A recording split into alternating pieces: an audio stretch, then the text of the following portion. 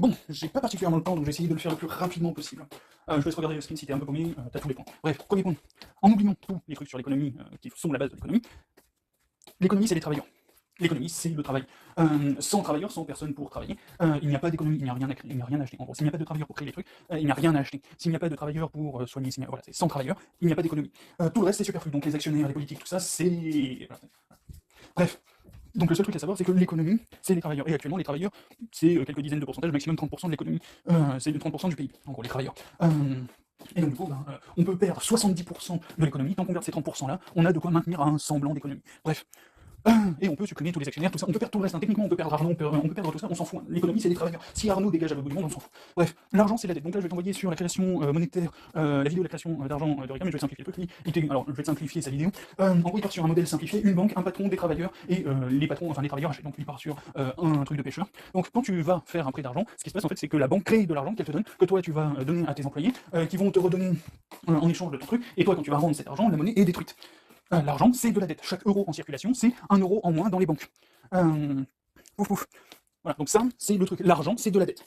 Le seul cas, maintenant, où il y a une dette négative, c'est quand on prend en compte les banques privées. Les banques privées, ce qui se passe, c'est que quand tu prends la BNP, alors techniquement c'est faux, mais je vais partir de cet exemple parce qu'il est partiellement vrai.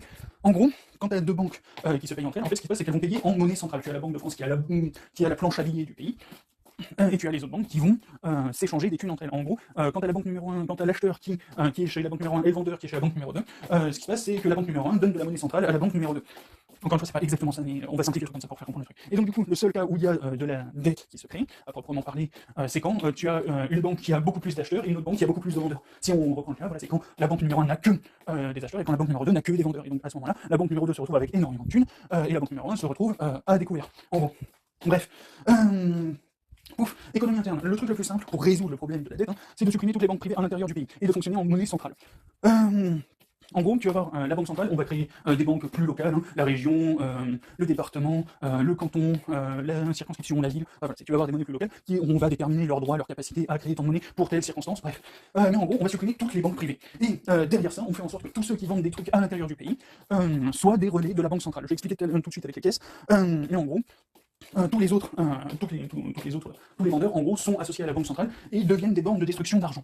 En gros. Et si tu fais ça, en gros, tu peux avoir la banque centrale qui va créer autant d'argent qu'elle veut, tu peux avoir toutes les banques du pays qui vont créer autant d'argent qu'elles veulent. Dès que cet argent va être utilisé à l'intérieur du pays, cet argent sera automatiquement détruit. Et donc, du coup, tu auras un niveau d'inflation qui sera maintenu. D'ailleurs, la croissance et l'inflation, c'est exactement la même chose. C'est juste le avant-après. La croissance, c'est vouloir plus d'argent, plus de plus, en gros, plus d'argent, plus de matériel. Voilà, c'est bref, vouloir plus d'argent. L'inflation, c'est avoir plus d'argent. En gros. Et donc du coup, quand t'as des gens qui te regardent, quand t'as des politiques, entre gros guillemets, qui te regardent en mode on veut tant de croissance parce qu'on ne peut pas supporter de la décroissance, et derrière ça, qui te disent oh là là, on s'endette, il y a trop d'argent, voilà. En gros, on s'endette, on a trop d'argent en circulation. Se plaindre d'être endetté, c'est se plaindre d'avoir trop d'argent en circulation, se référer au point de la création de l'argent. Au point de l'argent, c'est la dette. Si on a trop de dette, ça veut dire qu'on a trop d'argent. Et donc du coup, si on a trop d'argent, c'est qu'on a eu trop d'inflation. Si on a eu trop d'inflation, c'est qu'on a eu trop de croissance. C'est du point d'effet à point, enfin, c'est le cause à effet en gros. Et donc du coup, voilà, c'est se plaindre de la dette, c'est se plaindre de la croissance. Se plaindre de la dette, c'est se plaindre de l'inflation, se plaindre de l'inflation, c'est se plaindre de la croissance. Bref. On a trop de dette, on a trop d'argent. C'est littéralement le cause à effet. Oh, fait chier. Ah. Bon, bref. Je vais quand même essayer de finir le truc, mais bon, s'il y a du bordel, c'est qu'il y a des gens qui arrivent à la maison. Tadam. Donc du coup, voilà, c'est destruction automatique de la monnaie. Et maintenant, je vais t'expliquer le seul cas où il y a vraiment de la dette. Dans cette configuration, le seul cas où il y a vraiment de la dette, c'est quand tu utilises de la monnaie externe. En gros, si tu dois payer quelque chose en dollars, en gros, quand tu payes quelque chose, par exemple, alors en Allemagne, aux États-Unis, mais bref, quand tu payes quelque chose, en gros, t'as la Banque centrale de France qui envoie une monnaie, qui envoie la devise étrangère, qui va renvoyer à la Banque centrale étrangère la devise de l'étranger, pour que la Banque centrale étrangère envoie des thunes sur la banque privée étrangère. Bref, le seul moment où il y a réellement de la dette, c'est le moment où on ne peut plus acheter vers l'extérieur, où il y a trop de, bref, voilà. C'est le seul moment où c'est entre guillemets problématique. Encore une fois, ça dépend des circonstances économiques. Ça dépend, en gros, si on redéveloppe le paradigme de la banque centrale, là, tel que je le mets à échelle mondiale, on peut supprimer la dette à un niveau mondial immédiatement. Voilà. De la même façon qu'on peut le supprimer immédiatement juste en supprimant les banques privées, on fait la même chose pour la totalité du monde et on utilise entre guillemets le FMI, on remodélise le FMI, de la même façon qu'on modélise le système économique français. Et derrière ça, on peut littéralement synchroniser tout le monde et pouf, du jour au lendemain, on peut tous. Bref. Donc, maintenant, les caisses de fonction. La caisse de fonction, c'est maintenant qu'on fonctionne en banque, maintenant qu'on a supprimé les banques privées, qu'on fonctionne en monnaie centrale. Le truc, c'est qu'il faut toujours pouvoir décider un petit peu plus organiser tout ça. Donc, du coup, on va créer des caisses de fonction. Le BTP a sa caisse de BTP dans la caisse de fonction, tu vas voir la caisse de métier, tu vas voir la caisse score de métier, caisse de métier, bref. Et donc, du coup, de ça va permettre de pouvoir. La banque centrale va alimenter tout ça. En gros, techniquement, on peut simplifier le truc en les caisses de fonction deviennent les banques privées d'avant, mais c'est juste qu'elles sont gérées par la banque centrale instantanément. Une banque centrale qui est gérée par l'État. État dans une démocratie qui est gérée par le peuple. Bref. Donc, voilà. Donc, caisse, le truc, approvisionnement. Toi, tu es quelqu'un qui veut lancer ton entreprise dans le BTP, par exemple, bah, tu vas voir la caisse du BTP, et ils vont juger ton dossier s'il est sérieux. Est-ce que tu as les compétences pour lancer une entreprise de BTP? Combien il y a de personnes qui sont prêtes à travailler autour de toi? Est-ce qu'il y a suffisamment de projets qui peuvent nécessiter ton intervention? Si la réponse, si ton dossier est suffisamment sérieux, donc il y a plein d'autres points à évaluer, hein, et globalement les gros points à évaluer, c'est ça. Les compétences, le personnel et la demande, en gros. L'offre et la demande, bref. Et donc du coup, toi, tu vas faire ton truc, et là, il va y avoir deux grandes configurations possibles, et en gros, quatre cas. 1, la banque a le matos, 1, la caisse de fonction a le matos dont tu as besoin et elle te fournit le matos, 2, elle a pas le matos et elle te fournit les thunes, 3, est-ce que c'est à l'intérieur du pays, 4, est-ce que c'est à l'extérieur. Donc, on va passer directement, on va juste s'occuper de 3 et 4, et argent ou stock. Est-ce que c'est à l'intérieur? On a une entreprise par exemple de grues qui fabrique des grues. Donc, dans mon entreprise du BTP va soit acheter des grues à l'entreprise française, soit la France achète un gros stock de grues, et donc, voilà. Pouf, c'est relou le bruit. Là, je vais reperdre 2 minutes, mais c'est pas grave. Au mieux que j'arrive à essayer de me concentrer. Donc, il faut que j'arrive à faire tout ça en 1 minute. Bref, en gros, voilà. Donc là derrière ça il y a le schéma. En gros le plus gros schéma à comprendre, maintenant qu'on fonctionne en économie interne, en gros, c'est le cas où la France va chercher à l'extérieur ou soit toi tu payes à l'extérieur. En gros ce qui se passe, c'est, je vais prendre l'exemple d'un ordinateur. Quand toi tu achètes un ordinateur de bureau, ça te coûte entre 300 et 500 euros. Quand une entreprise achète des bureaux, enfin des ordinateurs de bureau, ça coûte entre 50 et 100 euros l'unité. On a une division du prix quasiment par 10 à chaque fois. Et donc du coup, si la France fait ça, si c'est la France tout entière qui fait ça, et ben voilà, le seul truc que ça demande c'est de synchroniser le machin, de faire en sorte qu'on achète tout en même temps. Bref, et donc du coup, là, toi, tu as besoin d'une grue. Si on doit aller acheter des grues à l'étranger, on va synchroniser. Si on remarque, en gros, hein, le cas où on ne te donne pas de thunes, c'est on remarque qu'on est nombreux à vouloir acheter des grues, et donc du coup, on va acheter les grues en gros. Pouf pouf. Et donc du coup, ça permet à l'échelle du pays de perdre beaucoup moins de thunes, parce que de toute façon, à condition, on va dire qu'il y a un seul autre pays. Si tu dois acheter, il y a un seul extérieur. Si tu dois acheter des thunes à l'extérieur, tu vas perdre des thunes quoi qu'il en arrive. Tu vas donner des thunes de la monnaie extérieure, tu vas donner des thunes de la devise étrangère. Et donc tu as le choix entre donner les 500 balles ou donner les 50 euros, en gros. Tu as le choix entre l'un ou l'autre. Et donc, du coup, le plus avantageux pour le pays, c'est d'acheter ça en gros. Et donc, la question, c'est est-ce que toi, tu es capable d'attendre la mise à jour administrative? Donc, au pire des cas, l'année administrative. Donc, on peut faire des mises à jour beaucoup plus courtes que ça.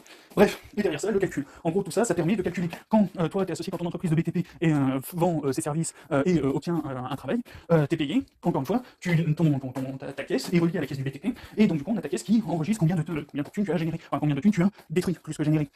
Bref, en gros, techniquement, le terme reste juste. Bref, en gros, ouf.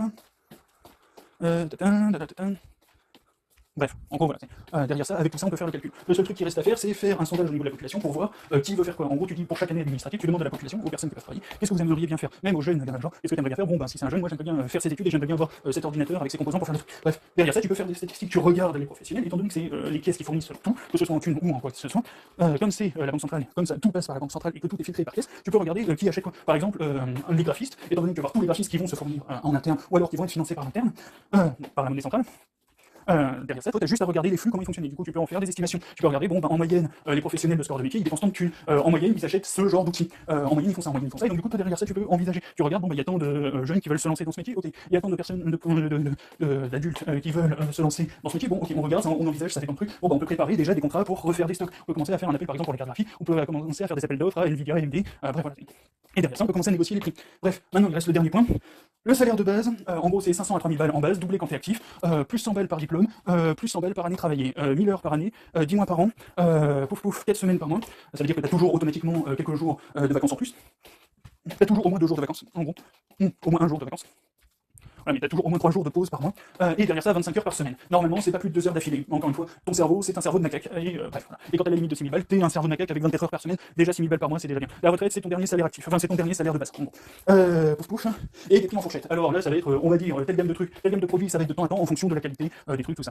Derrière ça, ce truc nous permet, couplé avec la banque centrale surtout, ça nous permet de décider si par exemple on achète des grues, ou par exemple des ordinateurs, ça peut nous dire, tiens, plutôt que de continuer d'acheter le truc, on peut commencer à essayer de se renseigner à comment on va fabriquer ce machin. Il y a des gens, il y a tant de personnes qui achètent ça, on peut commencer à essayer de lancer un truc, étant donné qu'il y a tant de personnes qui utilisent ça, il y en a forcément dans le tas qui sont intéressés par au moins le fonctionnement du merdier. Donc du coup on peut commencer à essayer de lancer des trucs de formation pour essayer de créer le truc à proprement parler. Et derrière ça avoir nous-mêmes notre truc. Et du coup avec ça on peut s'adapter. Les trucs qu'on fait un petit peu moins, on réduit un petit peu la cadence. Les trucs qu'on a en forte consommation, on augmente la cadence. Bref, et du coup ça permet de s'adapter. Bref, et je mets un spoiler, si tu penses que c'est du communisme ou quoi que ce soit, non là je parle juste de libéralisme. Ah oui, d'ailleurs l'offre et la demande, ça se base sur le fait que les travailleurs sont libres d'envoyer chier leur patron quand ils sont pas d'accord soit avec les politiques de la boîte, soit avec ce qui en est fait, soit ce qui avec ce qui est produit, comment c'est produit, tout ça. Et ça sous-entend que les gens, tous les participants peuvent participer. Derrière ça, il y a des trucs sur l'éducation, tout ça.